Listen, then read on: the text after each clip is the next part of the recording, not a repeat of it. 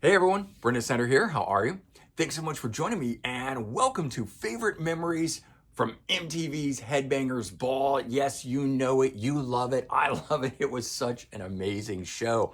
And interestingly, it was one of their most popular shows that ever aired on MTV and playing the kinds of videos that weren't normally played all the time. It was a haven for us metalheads, getting to hear that heavier, non-top 40 stuff that was played daily. It was kind of almost the anti-show, which in reality is what MTV was all about anyway, doing the things that other networks weren't doing. So every Saturday night for 8 years, that was my go-to place, the place to tune in and hear my kind of music. So join me as I run through favorite memories from MTV's Headbangers Ball. But before we get started, if you are new to my channel and haven't already hit the subscribe button, please do. Also leave a comment, hit like, all those things do help support my channel. I'd greatly appreciate it. And of course, as an added bonus, if you turn on notifications, you'll never miss an episode and stay up to date on really cool shows like this one right here where we're talking about favorite memories from MTV's Headbangers Ball. So let's go ahead and jump into it. I want to give you a little bit of background on the show itself because I didn't even know this until I started looking into it, that Headbangers Ball actually replaced an earlier metal show that was called Heavy Metal Mania. Now, that only ran once a month and started in 1985. So 40 years on here, we're taking a look back at the heavy birth of heavy metal, shows that MTV had. It was 3 hours long.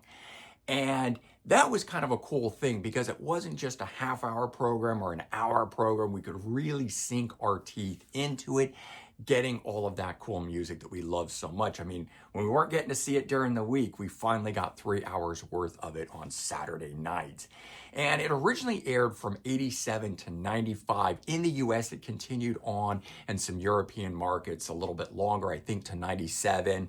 It would later get reactivated, but the original run in the US, 87 to 95, playing heavy metal music, like I said, doing a stark contrast to the top 40 stuff during the day.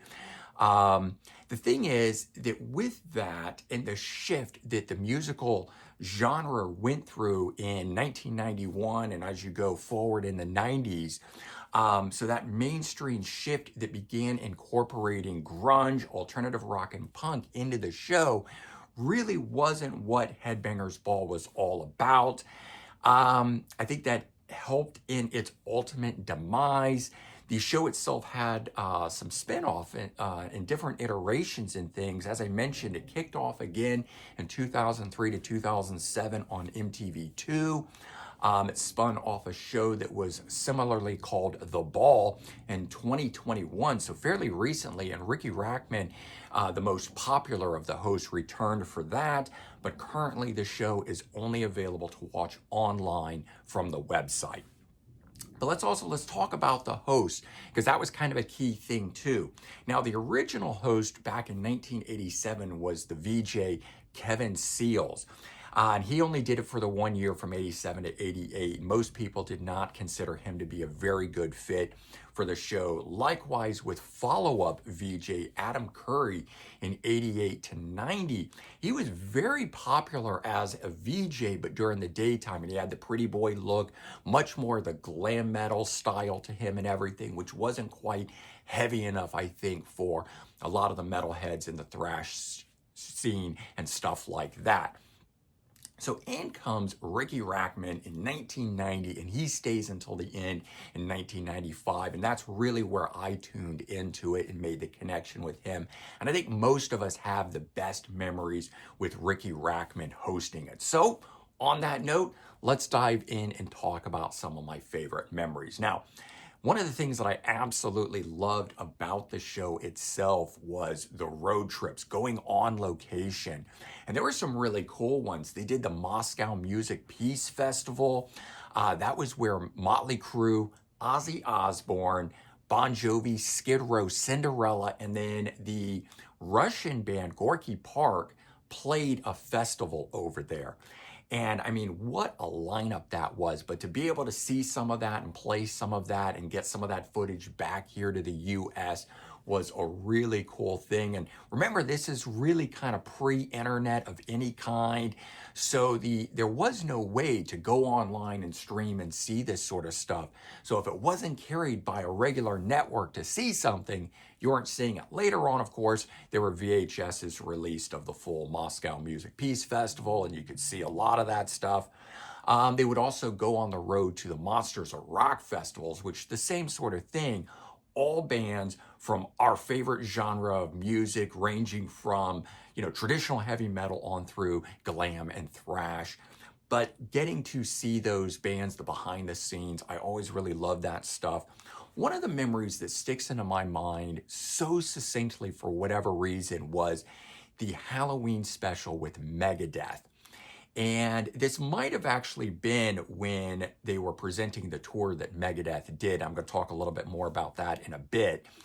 But I just remember them going to it and filming and doing all of the intro segments and everything with Megadeth in the background playing. And then we actually got to watch Megadeth perform. They did a few songs live. And that was kind of one of the things that I always felt was missing from the show, was having bands perform live on it, sort of the way the night shows, the talk shows will have that. That was always missing. I'm sure there was a rights issue in there somewhere with it. Who knows why not? Or maybe it was just hard getting the bands out there to line up to be able to do it.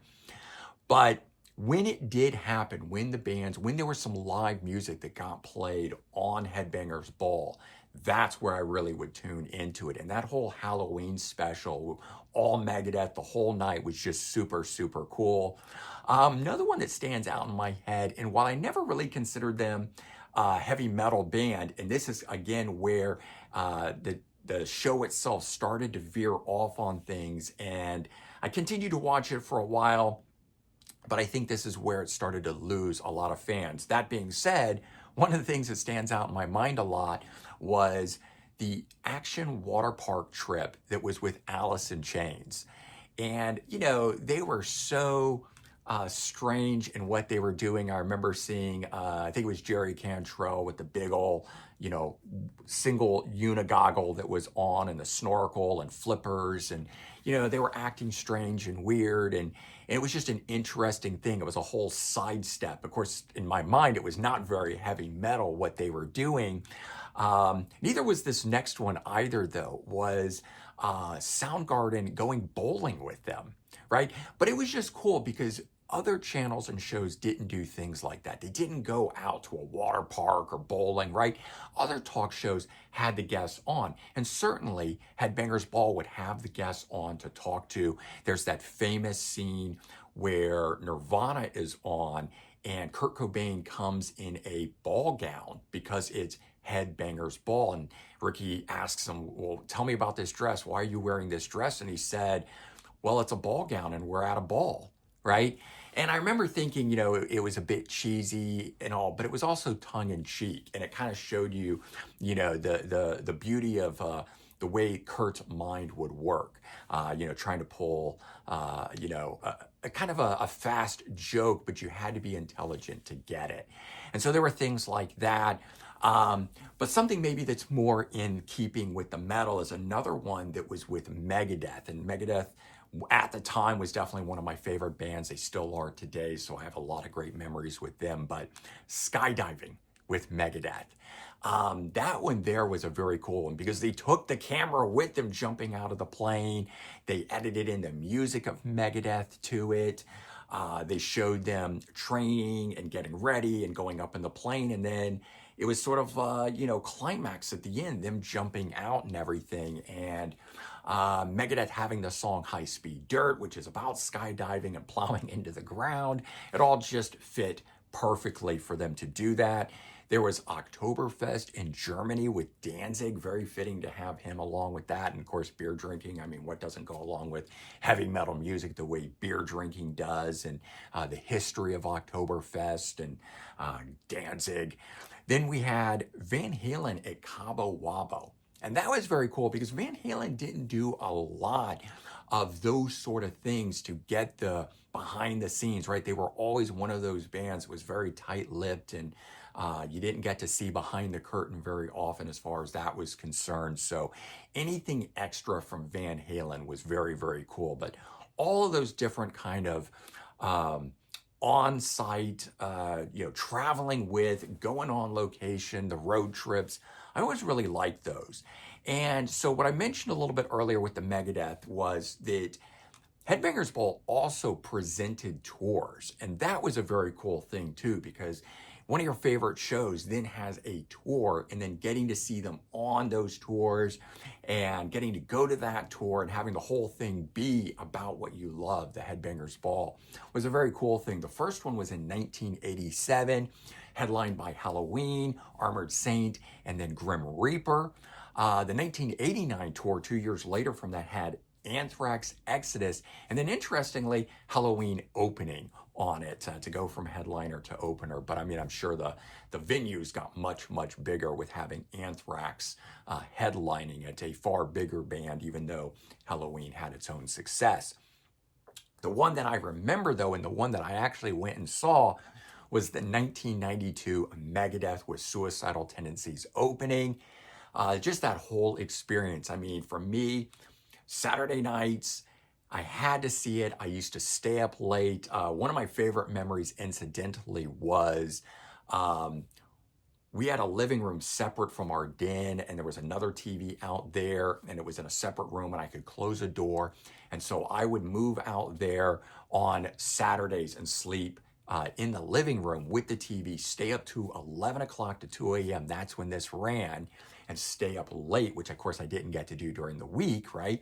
So I stay up late and I got to watch Headbangers Ball. And I was so in tune with this that if I were having a sleepover or I was somewhere else, I had my mom record it on VHS tape back then so I could watch it the next day. But it was never the same if it wasn't live. And in a lot of ways, same thing where we love our physical music and it's not the same if it's just streaming, right? We loved the stuff the way that it was. There was just something better about it. But you know, staying up and having those memories and doing that, then going to a tour, right? There was also the album release, and MTV would go along and do those album releases, and they did that for Megadeth. So just all of that circling around the Countdown to Extinction album, and then getting to go see the tour was a super, super cool thing. I still have the original flyer from it, and what a great night that whole thing was. That turned me on to Suicidal Tendencies. I mean, I'd seen some of their stuff before, but it didn't necessarily click.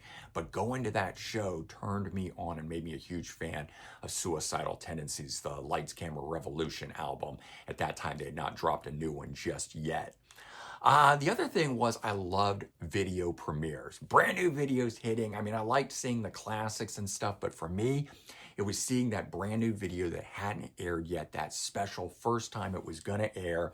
And I remember getting to see premieres for Don Dokken and Mirror Mirror. Dokken the band was over, and oh, finally the return of Don Dokken doing his own thing. What is that gonna be? I absolutely loved that, thought that was a fantastic video, but song, everything was great about it. Wish it had done more. And while I know this isn't one of the band's biggest songs here, I remember the premiere of Poison and Unskinny Bop because I was already such a big fan of Poison from the Open Up and Say Ah album that when a brand new song was finally going to drop from the band, I couldn't be more elated to see what it was. And that live video of them playing was just super cool to me as a kid. In 1990, I would have been 14 years old, and that was the bee's knees to me seeing that.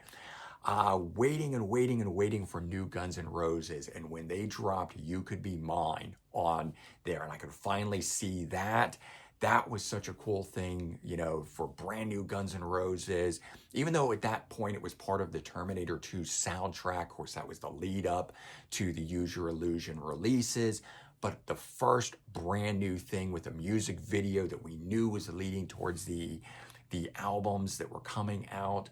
it would just felt like it was such an event when it was happening. And the same thing for this next one here, Metallica and Enter Sandman, because up till that point, Metallica had only released one video, the song One, and that one was played incessantly. And so the idea that they had never released anything for the 3 albums prior to Injustice for All and only one video for Injustice for All, to here getting the second video, and we all knew this was going to be a huge album. I don't think any of us knew that it would be as big as it was going to be, but tuning in and waiting for that, the anticipation of it was a cool thing.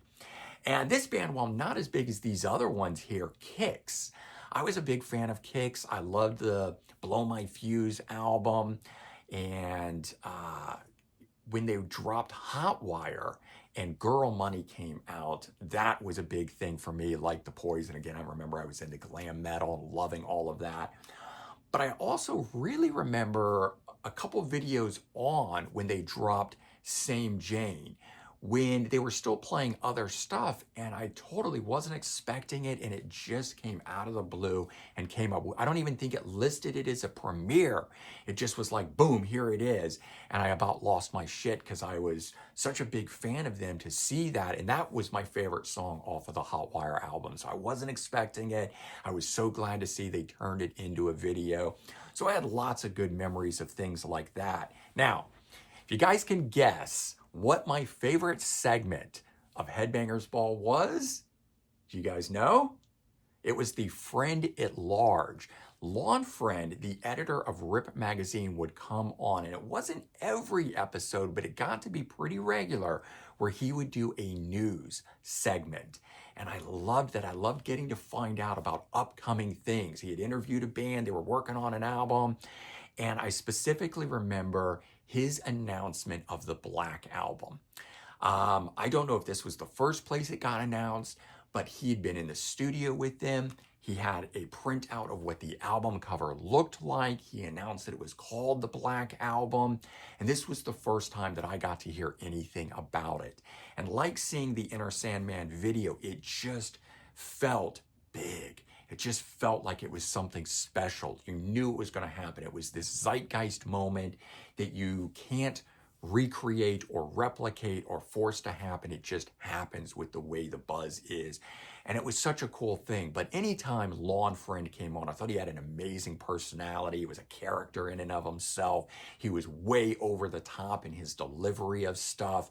And so when he would get on and tell us about new upcoming albums, man, that was my favorite thing. I think I even was making lists back then about stuff that I had to keep an eye out for. I mean, he would make announcements of release dates. That's actually how I would find out about new albums coming out at that point. Otherwise, it was actually very hard to get release date information. I got it from some magazines back in the day, but I would write down release dates when Lon Friend would tell us about it. But I also thought the whole Friend at Large type thing, that's like On the Lam, on the run, you know, breaking out of jail. It just sounded badass.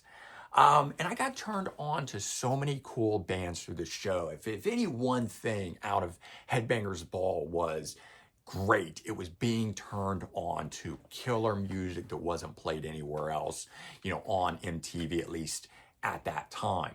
Maybe later on, but when it first would start, it would start out there. One of them being Testament. I was turned on to the band Testament through Souls of Black, their 1990 release. I had tried Practice What You Preach, and it just didn't do anything for me. So I was totally shocked when the Souls of Black album came out, and that video just really, really, you know, rung true to me. Another one moving a few years on into 1992, where grunge had already broke and glam metal had stopped being played in so many places. One of the last vestiges of places we could get it was Headbangers Ball. And I found out about War Babies, a 1992 self-titled album featuring Brad Sincel from TKO. That band had an album out in 79 and a couple in the 80s, ran underground, but the song Hang Me Up was such a heavy, killer, amazingly produced song and album. I still rave about this stuff today. You guys know I was talking about it recently in one of my Let's Go to the Record Store and recent new music finds, because I just found a vault album that was unexpected by them. And so now we have at least two things. Another band from 1992 that I wouldn't have known about without MTV's Headbangers Ball, Wildside, Under the Influence. Fantastic album. The song Hang On Lucy was a killer, heavy, still in the vein of the glam metal, but man, it was just sleazy and, hardcore in its delivery. Again, I love this album to this day, but finding out about it there and then going out and buying it, those were the best things. And oftentimes I would watch Saturday nights and then go Sunday to the record store to pick up something that I had found on the channel. So that's how I got a lot of these. So that was part of the experience, but also one of the best memories was watching the show and going, wow, I got to get that, and the next day being able to go and get it. And one of the ones that I remember the most with that, or associate the most with that, is Biohazard, Urban Discipline from 1992. This album here, seeing the video of these guys coming across the Brooklyn Bridge and just bouncing up and down on it, it was a killer video moment, everything. And it was just different sounding too, because the band came from the hardcore world. And so it wasn't quite metal the way we knew metal. And this is where the whole alt rock and the change of stuff, because we were no longer just glam and thrash and stuff like that. We're now moving in a different direction. Biohazard was one of those. I still liked Biohazard. I still see them as a metal band, but they were definitely bridging and moving beyond what MTV and Headbangers Ball had always been. Started to veer us outside of that. And then a band that I never thought I would get into, and it probably wouldn't have without Headbangers Ball, because the vocal delivery of this stuff was a lot heavier than the style of music that I would listen to. Sepultura and Chaos AD. I just loved the music of this so much that I warmed up to Max Cavalero's vocal delivery, which verges on death, but it's not quite. It's got that growl. It's very hard to understand, but I was able to do it. And the same thing with Slayer. Slayer's one of those bands that I got turned on to through the channel as well. But I definitely remember the lead up to the release of this album in '93 and what that was like, and going and getting that album and being a big deal and not being able to wait to digest it.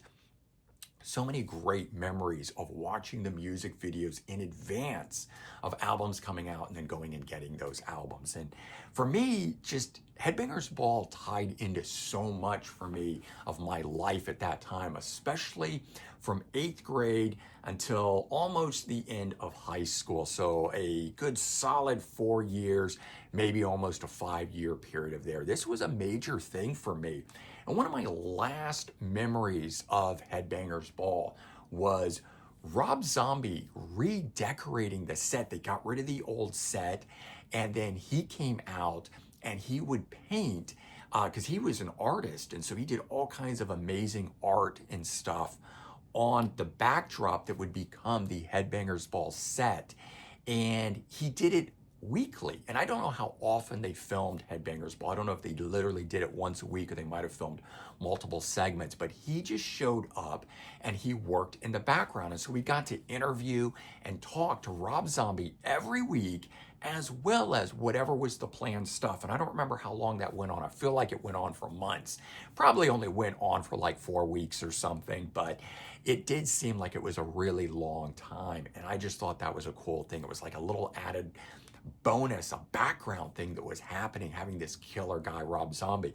And I think that's one of the reasons that the band became as big and popular as they were, because they were doing this, I'm sure, free of charge for MTV. They got to talk to him every week, play the videos every week, that by the time what would have been their third album at the time, but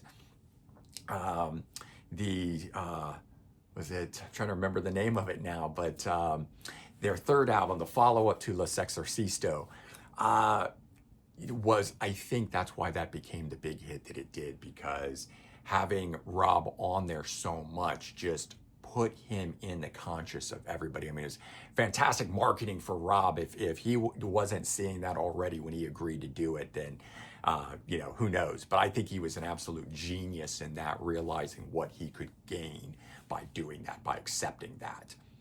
And then unfortunately, we have the death of Headbangers Ball. And MTV abruptly cancels the show in 1995. There was no prior warning given. It was absolutely insane. Even Ricky Rackman and the production crew didn't find out about it until a few days after they had filmed what would ultimately become the final episode. They didn't know it was the final episode when they filmed it. So unfortunately, there was no farewell episode. Ricky did not get to say goodbye. We as viewers, as fans of the show, did not get to say goodbye. Just absolutely the wrong way to handle things, and shame on MTV for doing that.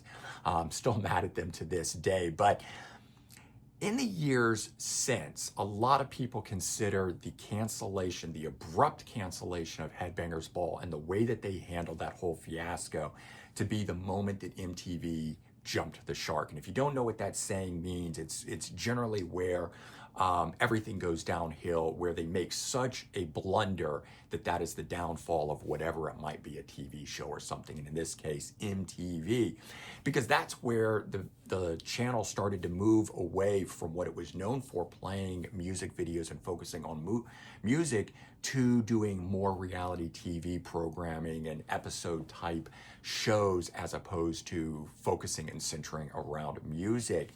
And part of it, for me at least, was the due to the changing and the programming, moving from heavy metal, bringing in the grunge, the alternative rock.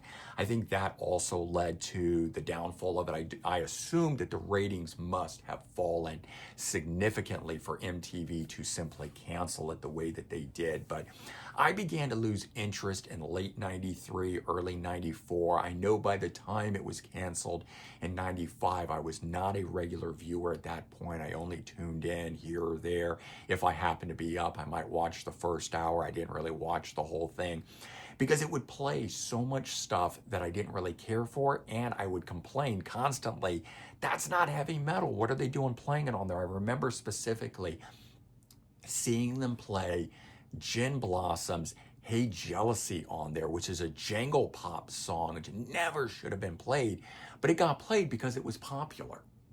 And unfortunately, that's where things went. And Ricky Rackman would even complain about it on air. And when you have a VJ bitching and moaning and complaining live on air about what MTV is doing and playing songs that shouldn't be played on there, and he would get visibly upset that he had to VJ and intro a song that never should have been played there, that wasn't heavy metal. I think that's also what began to do it in the end of the day. And maybe MTV was looking to boot Ricky Rackman, and they said, you know what, let's just cancel the show. Who knows what really happened behind the scenes and why it ultimately got canceled, but it did, and long live the ball, because that's all there was, unfortunately. So there you go. That's some of my favorite memories of MTV's Headbangers Ball. Like I said, I absolutely loved it. For a 4 to 5 year period, it was a weekly thing for me, enjoying it. I feel like I lived through the heyday of it. I got to have the bulk of the time with Ricky Rackman, and I still have these great memories that I think about here and there. It's one of the reasons I got this shirt, because I love wearing concert shirts, but when I saw this, I was just like, oh my God, my youth. Right? And I'm sure you guys feel the same way. So let me know, what are some of your favorite memories about MTV's Headbangers Ball? All right, everyone, take care, have a good one, and I'll talk to you real soon. Bye-bye.